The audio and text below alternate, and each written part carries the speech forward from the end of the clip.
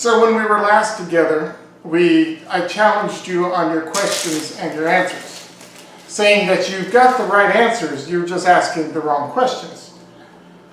So I got to ask where to start this journey. Where do I start this journey to find the questions that fit my answers?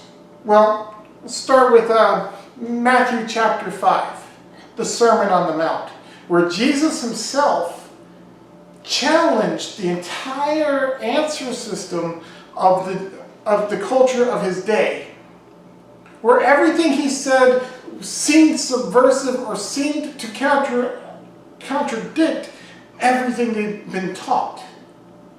And where do we start? We start with Matthew chapter 5, verse 1 through 4, where the Beattitudes, where it says,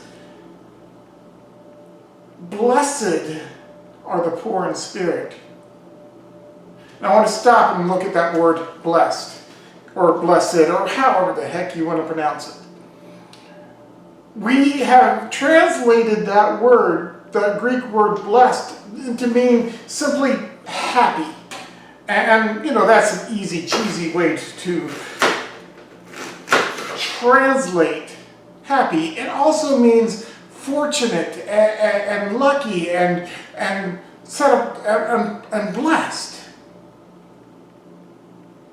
All of those words are in that one complex word that most preachers and pastors like to just say, oh, that means happy. Well, let's look at the verb to bless. It's defined as to make holy, to set apart, to consecrate for a holy purpose.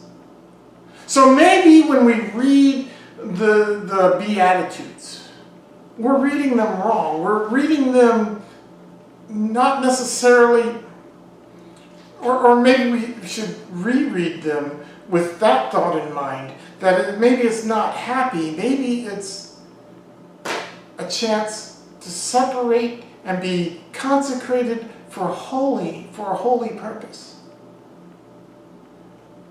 Blessed. Maybe the question we should be asking is, what if God is less concerned with our happiness than he is our holiness? And the Beatitudes aren't just a way for us to gauge how we're doing in life and how we are being happy. But maybe it's a chance to say, set apart for holiness are the poor in spirit. Set apart for holiness are those who mourn, etc., etc., etc. We in America, we have this whole concept of pursuit of happiness, that we must be happy in what we're doing.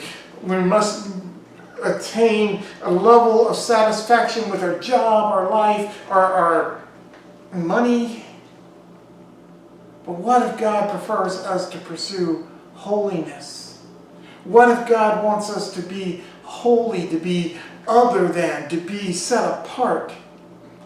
And in that pursuit of holiness, we find our happiness, and not the other way around.